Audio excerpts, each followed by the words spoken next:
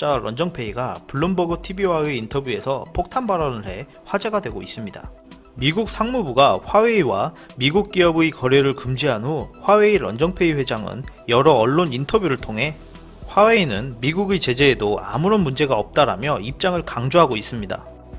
가장 눈에 띄는 인터뷰는 트럼프에게 보내는 듯한 발언을 해서인데요. 런정페이 회장이 트럼프에게 단단히 화가 난 듯 보입니다.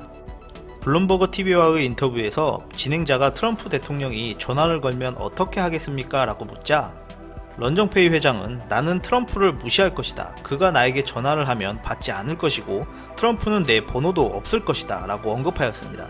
또한 나는 트럼프 대통령이 올리는 트윗이 자기 모순적인 발언들이라 우습고 트럼프 대통령이 어떻게 협상의 대가라고 불리는지 모르겠다라고 이야기하였습니다. 이 외에도 여러 발언들이 있었는데요. 몇 가지만 더 들어보면 최근 중국 정부가 자국기업 IT 인프라와 소프트웨어 거래 금지 조치를 할 수 있다는 방안을 내놓으면서 애플을 상대로 중국이 보복할 가능성이 있다는 것에 대해 어떻게 생각하느냐고 묻자 중국이 애플에 대한 보복을 하면 런정페이가 중국에 항의하는 최초의 사람이 될 것이다 라고 말하였고, 애플은 나의 스승이라고 칭하면서 스승에게 어떻게 반기를 들 수 있겠는가 라고 언급하였습니다.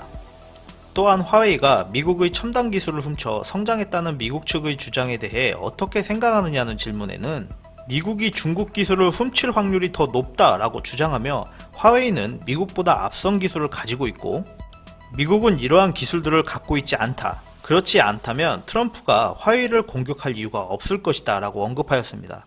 최근 미국의 제재들로 금융권에서는 화웨이 스마트폰 출하량이 23% 감소할 것이라고 예측하였는데요. 구글의 기능이 없다면 중국 외의 타국에서 구매력이 현저히 떨어질 것이다 라는 우려에 대해서는 화웨이가 세계 최고의 스마트폰 제조업체일 필요는 없다. 우리가 생존하기에는 충분하다 라고 말하면서 미국이 앞으로 우리 물건을 사길 원해도 팔지 않을 것이며 협상은 필요 없다 라고 이야기하였습니다. 런정페이 회장이 계속되는 미국의 압박에 충격을 많이 받아서인지 아니면 우회적으로 조용히 있겠다는 의미인지 모르겠네요. 그리고 만약 중국이 보복 조치로 런정페이 말을 듣지 않고 자국민의 피해를 감수하며 정말 애플을 제재한다면 그 다음 트럼프가 어떠한 조치를 할지도 궁금해집니다. 끝까지 시청해주셔서 감사합니다. 구독, 좋아요 부탁드립니다.